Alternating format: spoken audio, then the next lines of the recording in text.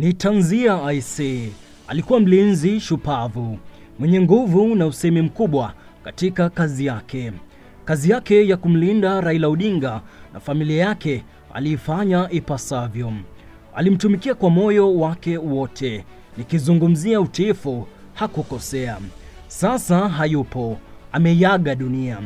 Mlinzi wa Raila Odinga, George Oduor, amefariki mnamo tarehe 3 Aprili mwaka huu 2025. Hii ni katika hospitali kuu ya Nairobi. Akiwa amemhudumia Raila Odinga na familia yake kwa miongo mitatu sasa, Oduor amekuwa akionekana mtu wa karibu sana na hata kama familia kwa Raila Odinga.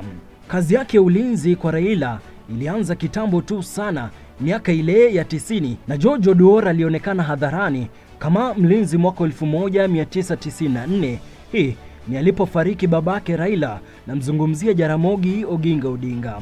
Maisha na familia yake aliyaweka fiche, ila wengi watakuambia alikulia na kulelewa maeneo ya Kaloleni kule Nairobi Eastlands. Yasemekana pia alishawahi kuwa polisi wa kuhifadhiwa na alihudhuria mafunzo maalum ya ulinzi katika nyanja ya kitaifa na hata kimataifa.